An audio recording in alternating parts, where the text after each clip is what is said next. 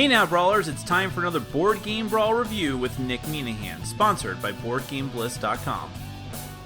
Hey now, today we're going to take a look at XenoShyft Onslaught from Cool Mini or Not. Now, unlike every other project from Cool Mini or Not, or at least almost everyone, this is not a big, heavy miniatures game. This is, in fact, a deck building game, and it's essentially Starship Troopers in a box, or maybe the Alien movies plus Starship Troopers in a box. It's set in this futuristic, otherworldly setting. You take control of a group of military units for this company called Nortec, who are going to alien planets and trying to mine this crystal called XenoShyft. I'm sure I'm not saying that correctly. But the XenoShyft causes all of the creatures, all of the fauna on any planet that it's found to mutate into these incredibly bizarre and disturbing insectoid / reptilian creatures. And they are assaulting your Nortec base while you're trying to mine these crystals, so you need to send out troops in order to stop them. This is a purely cooperative game for 1 to 4 players. You're working together, trying to beat back the alien horde, the Hive they're called, and eventually survive. And that's all you can do. You're not going to win. You just need to survive until you get what you came for and get out. You need to do that for 9 rounds. There's a lot to say about this game. Let's go ahead and take a brief look at how it's played. It didn't end up being too brief. Sorry about that. But then we're going to come back. I'll let you know what I think.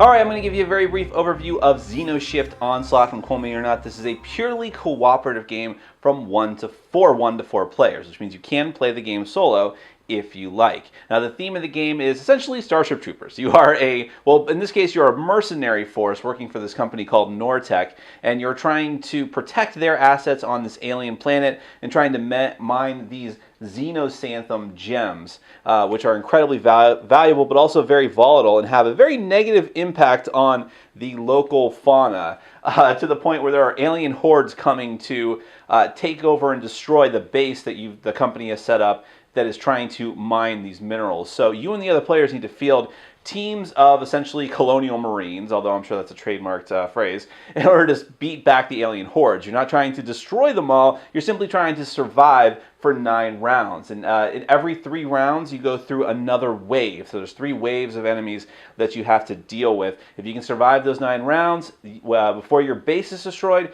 you will win the game. You keep track of the health of your base over here with this handy little dial that you will construct before you start your first game.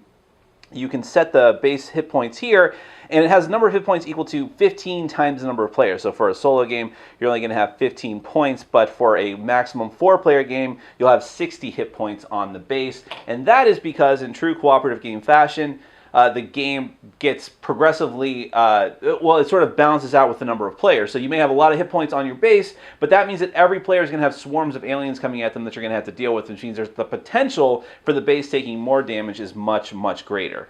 Now, this is a basic setup for XenoShyft. What I'm going to tell you here is that I'm using some of the Kickstarter components. I'm not sure if these are exclusive to the Kickstarter version of the game, if they're going to end up being in the retail version, or if you can buy them as an add-on later. But what I mean by that is this extra thick player dashboard that actually folds up, and this rollable neoprene mat that you use for the main supply area, because the basic stuff that originally came with the game that I just haven't even bothered to use is just like this kind of thin cardboard that you combine together for the main supply area, and these also of the same material, thin cardboard player mats that you'll also combine together to make your dashboard. So I'm using the nicer stuff here.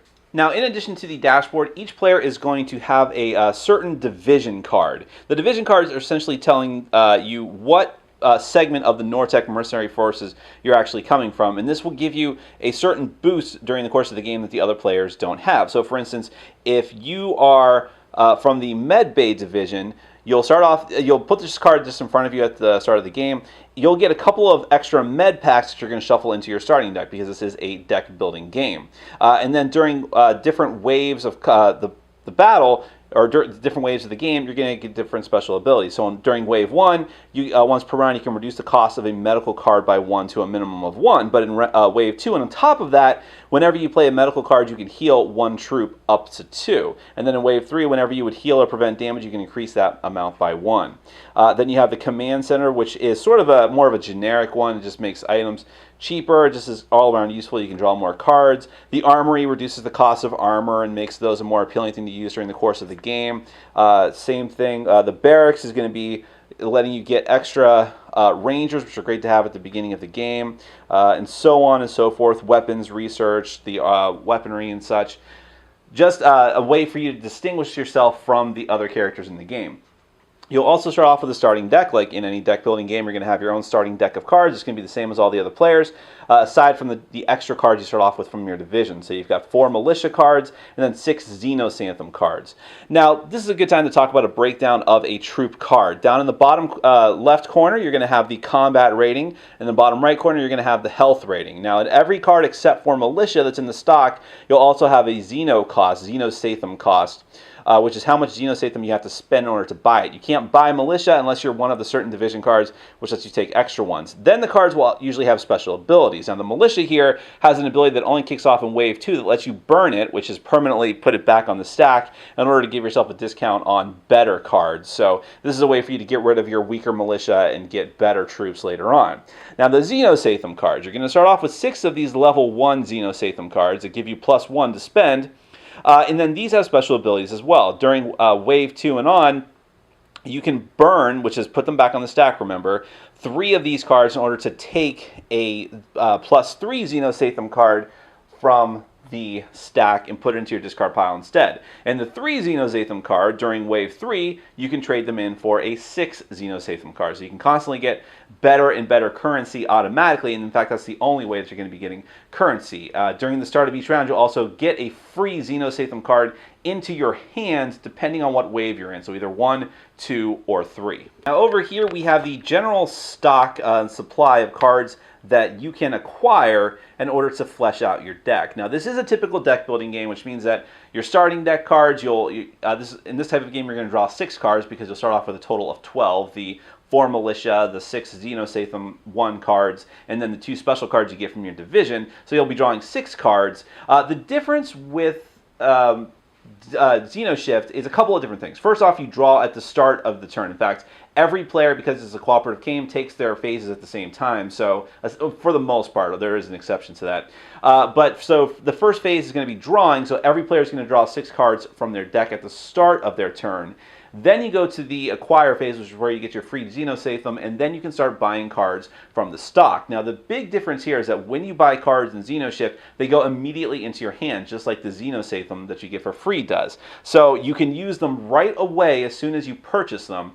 Then at the end of the round, any cards that you still have in hand that you want to carry over, you can do so. But if cards die, they go into the discard pile, and there's a possibility for cards to get burned as well, just like I was describing before, which means they get permanently put back on the stack. But out here now you have the troops and you have the item cards. Now the troops are always going to be the same setup. There are some Kickstarter extras I'll cover at the end, but for the most part this is all that you're ever going to see. The items, however, are randomized. You always have to use items that apply to the divisions that players chose. So for instance, if I was the Med Bay division, then I would have to make sure that there are med packs out in the supply.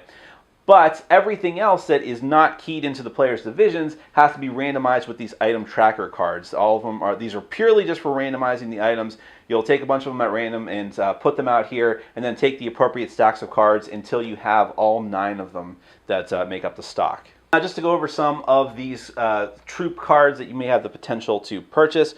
In Wave 1, you'll also have access to Rangers, which also have the same burning ability in Wave 2, which means you can get rid of them and get better cards with a discount. But now you can actually buy Rangers in the Wave 1, and they have better stats than the Militia, 2 combat and 3 health. When you get to Wave 2, you can start buying Stormtroopers. Now, Stormtroopers have an ability. Now, you have these little tokens that come with the game these little blue ability tokens, because a lot of characters have special one-time per round abilities. You'll keep track of them with those blue tokens. So for instance, the Stormtroopers here, once per round, can deal an enemy 2 damage. And I'll get into timing and how that works in a little bit.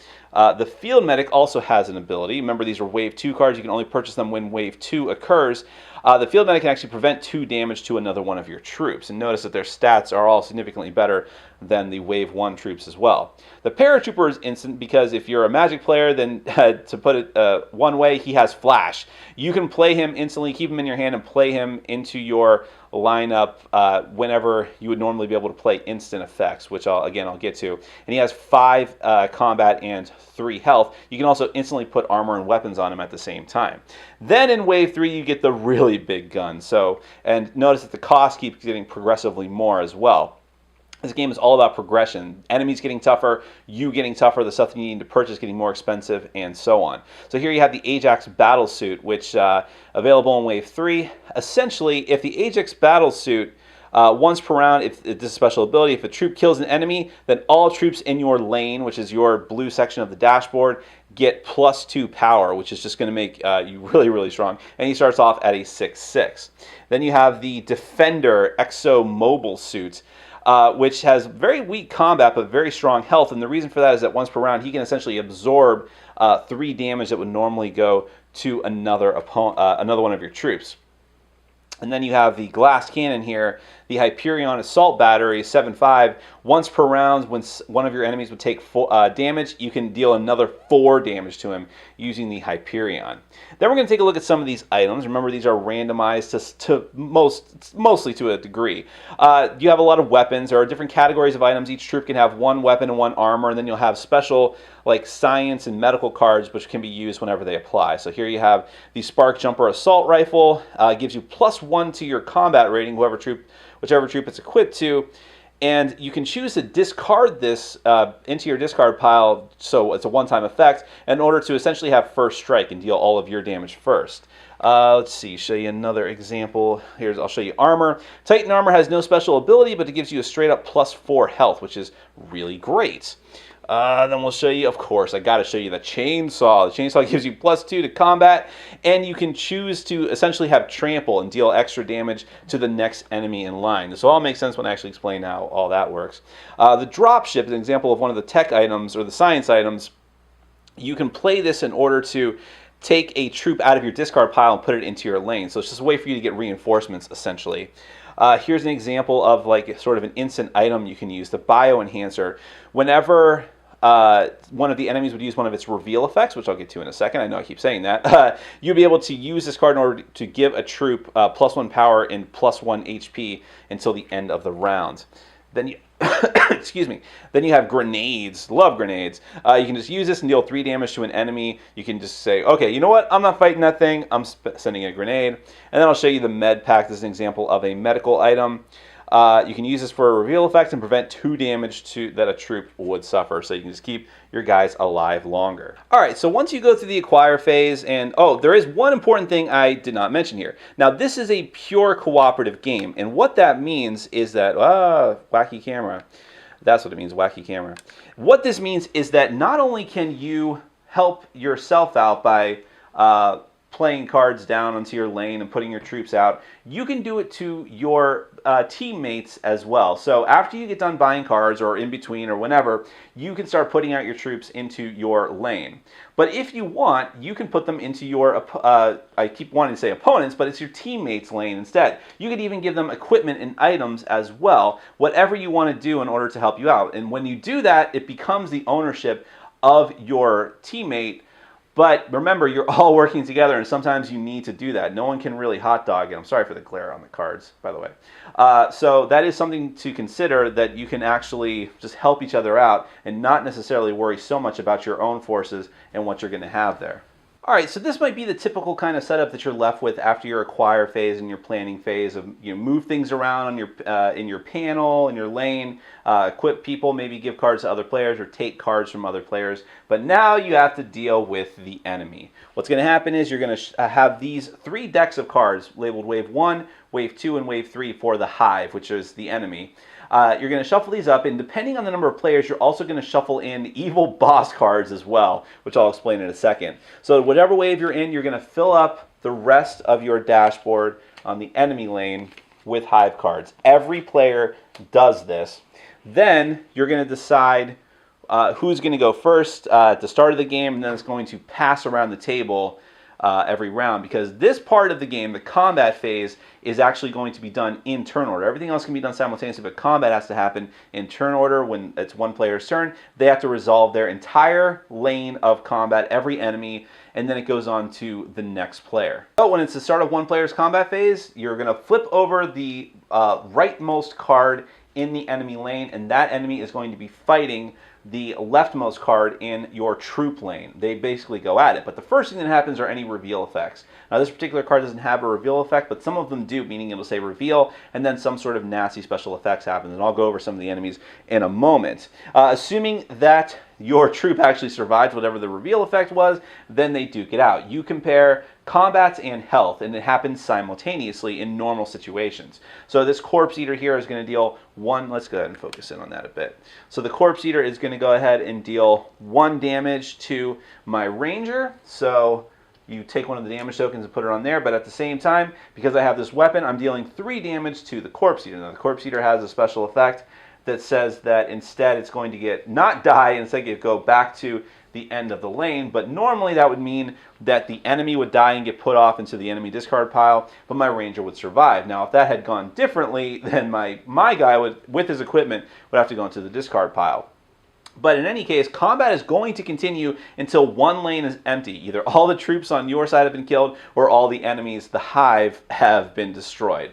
So in this situation, combat would continue. I'd have to flip over the next card, look for a reveal effect. There is none, so it's a drone, and now combat goes on. But this time, the 2 damage dealt to my Ranger is enough to kill my Ranger. Just not going to worry about the special ability on the gun right now. And luckily I am able to kill the drone at the same time. So boom, these 2 die. Then you go to the advancement phase, where everything in both lanes advances, or at least one lane if that's the case. Then you reveal again and keep going and going and going, looking for special effects and abilities, using the effects that you have on your characters, and so on.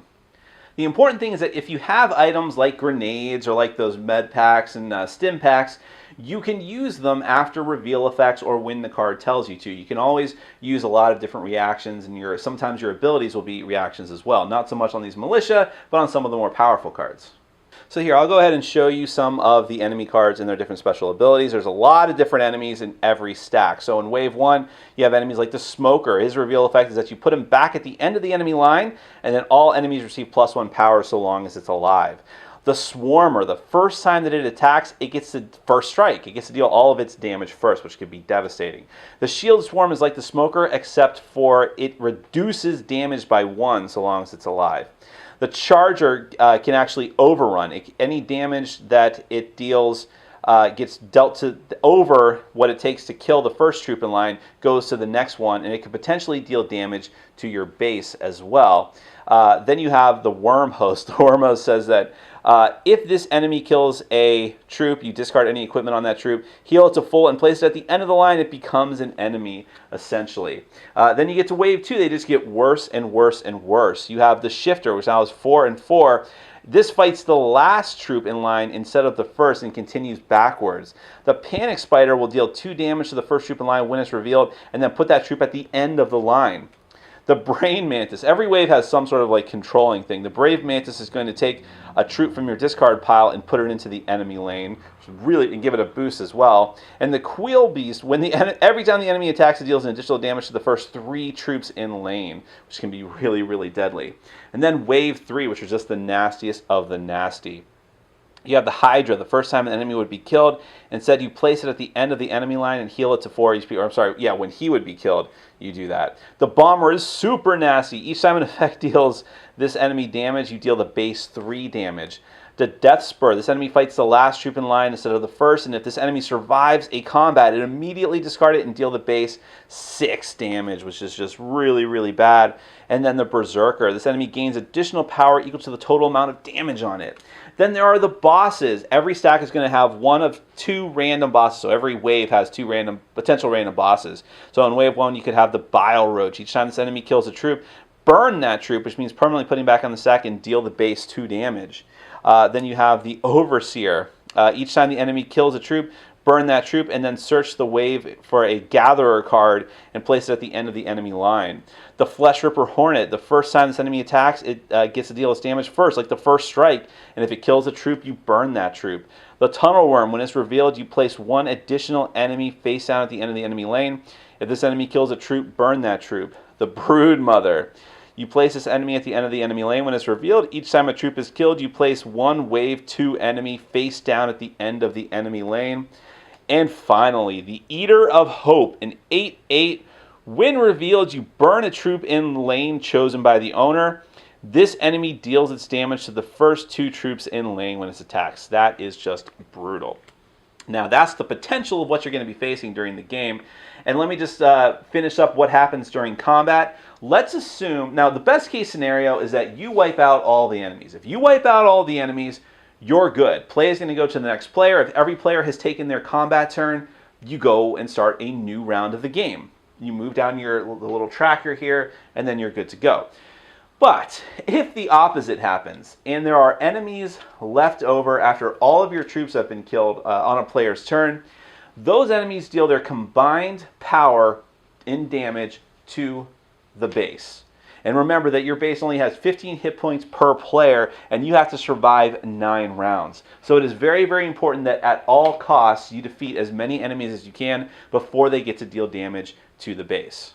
So once all players have done their combat round, assuming they are still alive, the game is going to continue on to the next round. You'll do a cleanup phase at the end where players, if there are people still alive in your troop lane, they can stay out there with all the damage that was left on them and any equipment that they have.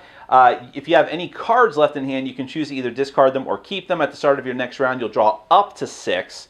So you can keep cards over from round to round, and then the game continues. Now, once you hit every 4th round, so when you hit round 4, and then when you hit round 7, you're going to have different waves, which means new cards become available to you. You get new types of Xeno them into your hand at the beginning. You can get rid of your old ones, and your troops just become more powerful, but the enemies become more powerful as well. That is mostly the game. So last thing I want to show you is some of the Kickstarter extras. I don't know if these are exclusives or if you can get them later, but I thought I'd show them to you because they're pretty cool.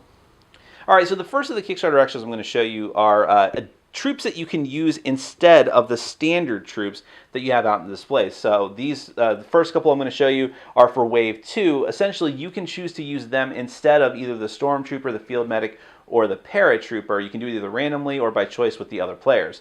So the Scout Sniper here is going to give an additional power to all your other troopers in lane, and then once per round you can actually switch, flip an enemy to the back of the lane. Then you have the Field Commander. The Field Commander can actually switch the positions of troopers in your lane, and also playing equipment at the same time, so you can on the fly move people around in your lane. These are Wave 3 cards, which means they would replace either the Battlesuit, the Exosuit, or the Assault Battery. You have the Erebus Stealth Suit, which you can deploy this troop at any time. You can play an instant just like the Paratrooper, and this troop gains +4 power and deals its damage before enemies attack in the first combat it is in each round. So it catches them by surprise, like with a stealth attack, essentially. Then you have the Tesla Volts Crusher Arc Suit, which is quite a name. Again, these are Wave 3 cards. Each time an enemy deals this troop damage, you can deal one enemy damage equal to half that amount rounded up. So it's like a shock defense. Then there are some new enemies that you can shuffle into the waves. You have the Gore Mosquito, which is a Wave 1. Each time this enemy kills a troop, it gains +2 health this round. I think that's a Wave 1. Yeah, it is. Then you have the Death Maul, who can essentially capture a troop and its equipment until you can kill it, which can be quite hard and nasty. Then you have the Grave Titan, and this is a Wave, so that was a Wave 2, this is a Wave 3 card. The Grave Titan, as reveal effect, you can burn the top troop card in your discard pile. If any, the enemy gains additional power and HP equal to the resource costs of the burned troops. So I guess it sucks out the Xenosatham or something. Now these cards I'm going to show you are actually special foil cards. They are brand new cards as well, but they made them foil just to be cooler. And these cards I'm going to show you right now are actually some of the coolest Kickstarter extras that I really hope they become available to everyone at some point. These are essentially unique, I would call them, if again using Magic terminology, legendary heroes. They're keyed into each different type of normal trooper that's in the game. And if a trooper survives one round, so let's say you deploy a militia and then it survives the whole round, you can take the legendary version of that militia character and put it into your hands. In other words, thematically, that troop has survived combat and become a veteran, essentially, and they've become stronger while still retaining some flavor of their original abilities, and now you can use them. Now, the first one we have here is Brigadier General Kruger, who is the heroic version of the Ajax Battlesuit. I'm not going to go over all their different abilities, but they are all significantly better than the originals. You have Major Killer Whale Clay, who is the hyper version of the exosuit. Here's the hyper version of the Hyperion Assault Battery, the Doombringer Harkins. This is very reminiscent of Warhammer in a way. Here's the epic version of the Field Medic. And these all have really cool flavor text on them as well. The epic version of the Paratrooper, I believe, yes. The epic version of the Stormtrooper. And this is the funny one, the Lone Survivor, who is the epic militia, which is just great because the militias are so weak during the game, but to have a better one, here I'll read his ability at least, if you can read it with a foil. As a reveal effect, it's so hard to read with that foil, if a reveal effect would deal this troop damage, prevent that damage, and deal that enemy 2 damage, which is just great for a militia character. And then here's the Hyper Ranger.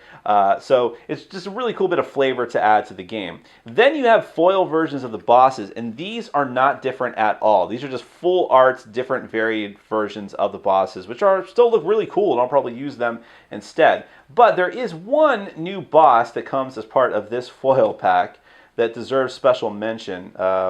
And it is, I didn't organize these very well, Onslaught. And what's cool about this is that Onslaught comes in 3 parts. Essentially, there's an Onslaught card for all 3 waves. And what it's supposed to represent is that, just like in that monster from Resident Evil 2, every time that you kill it, it just gets stronger, which means you'll have to fight it again in Wave 2. And it evolves and gets stronger, and then it gets stronger and stronger in Wave 3. And there's cool flavor text on there illustrating that. So essentially you would use that whole set of 3 instead of the normal bosses. And the final thing that comes in the Kickstarter foil extras are kind of the same thing as those heroes I was talking about. These are legendary versions of all the different types of item cards. So you have like a super med bot, a genetic bioenhancer instead of a normal bioenhancer, a Madcap stim pack instead of the normal stim pack, and so on. There's something for every weapon, every armor. What you do with this is there's only one copy of that card. You're going to shuffle it into each stack of the card if you're using that particular type of item, and when it comes up, somebody can purchase it as normal, and they have a better version of that item. So that is pretty much everything that comes in the Kickstarter version of XenoShyft Onslaught. Let's get to my final thoughts.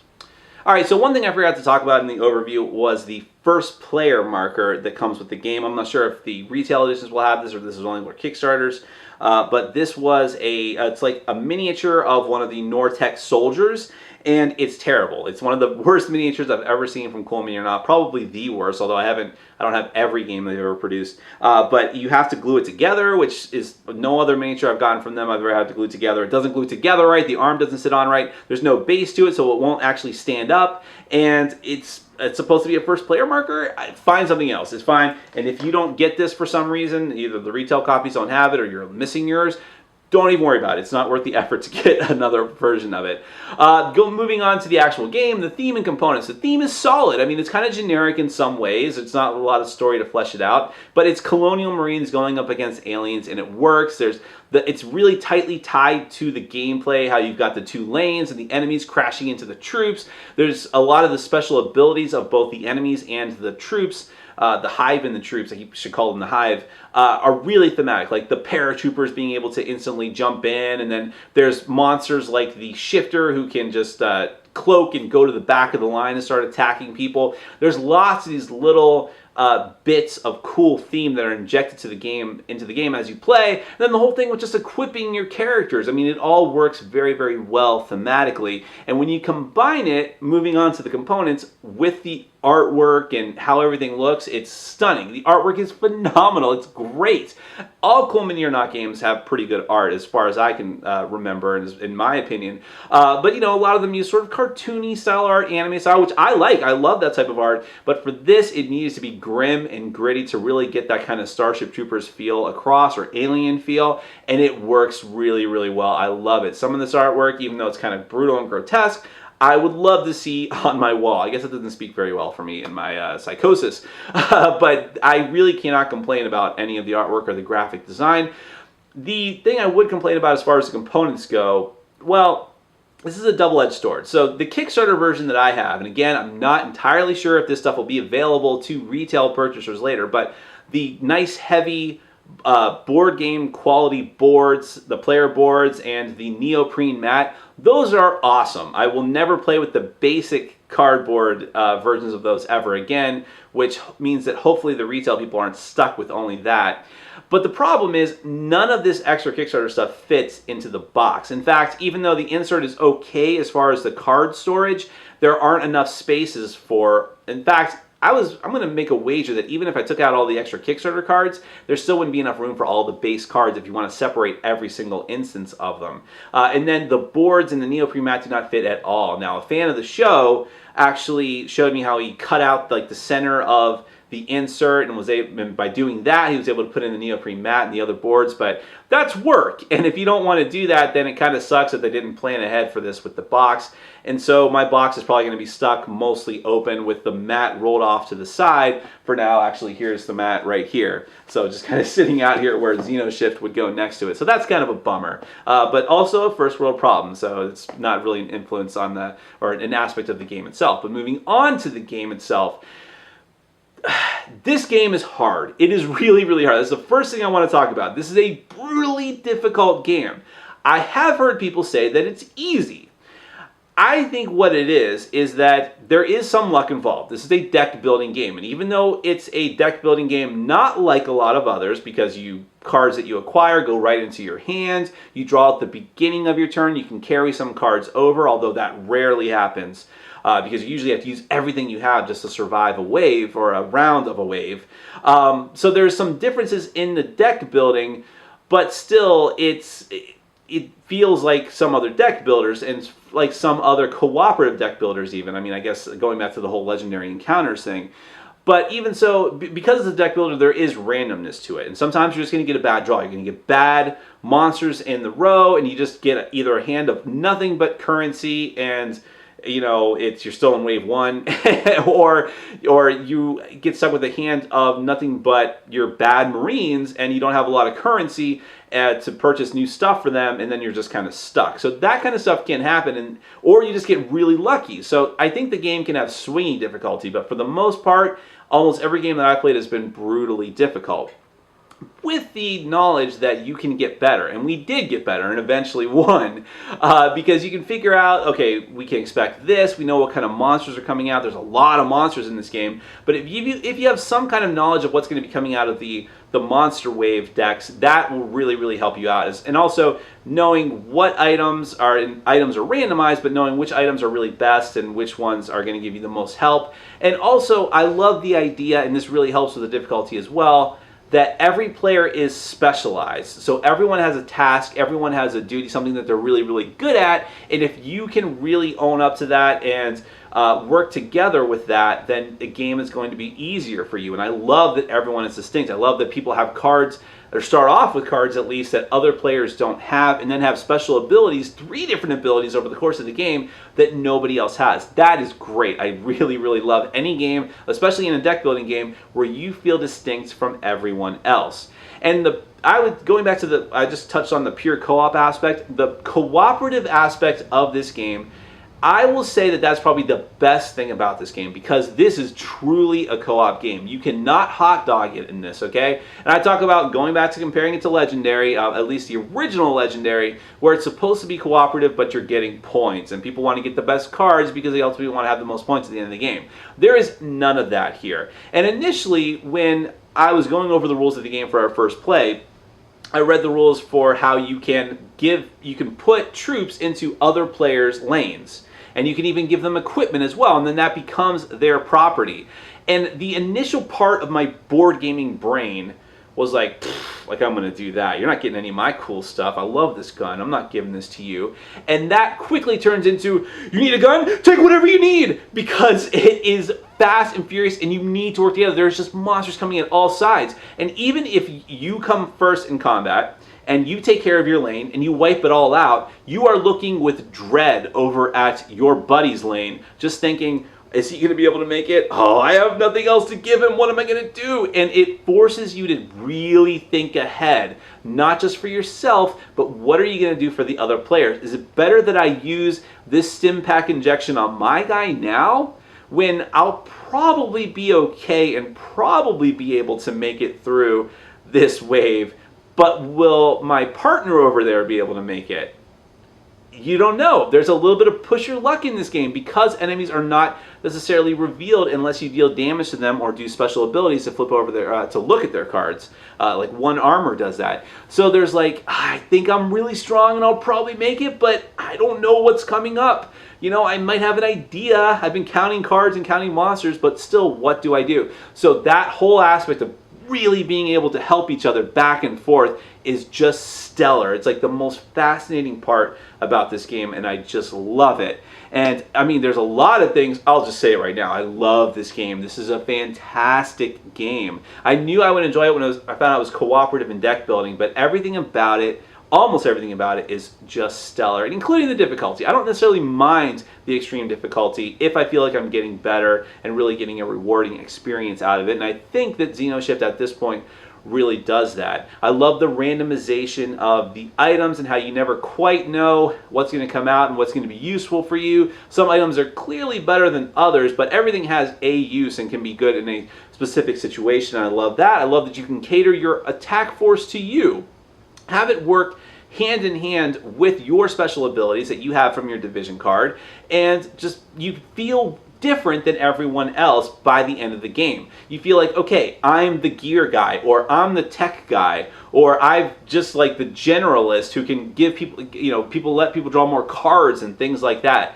And you just feel that over the course of the game, and there's so many different options and troops that you can buy that it just really opens it up for you. And this is just out of the base game. Now, the Kickstarter Extras stuff that comes with it, the cards, a lot of those are really cool, and I hope that they become available to other people at some point. My favorite are definitely the heroic versions of both the items and especially of the characters, of the troops.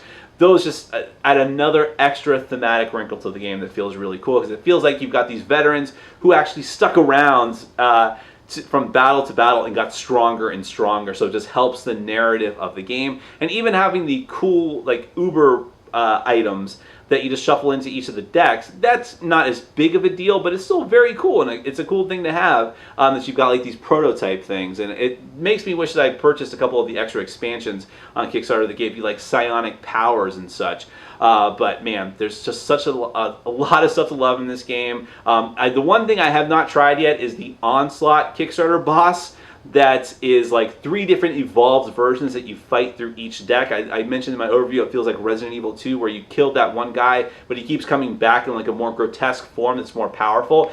That's what it feels like, and it terrifies me, because I think that the game is already tough enough as it is. But in any event, if I was going to think about criticisms of the game, I would say the uneven and sometimes really brutally tough difficulty. I can see that the game, even though it has a wide variety now, I can see where some games will just feel very similar because you're going through the same motions, taking the same kind of actions, even though it can be very exciting, and even though you've got different gear and stuff to choose from, the narrative of the game doesn't change that much from game to game. But I still love it. I still love the deck building aspect of it and how different it feels from other deck builders and how purely cooperative that it is, and together with the theme and the awesome artwork, It just is a winner, and I can't wait to have more and more and more content for it. That is XenoShyft Onslaught from Cool Mini or Not. Thanks for watching. Follow us on Facebook, Twitter, and Patreon. And make sure to check out our sponsor, Board Game Bliss, where you can find an amazing selection of games from around the world. BoardGameBliss.com. Thanks for your support.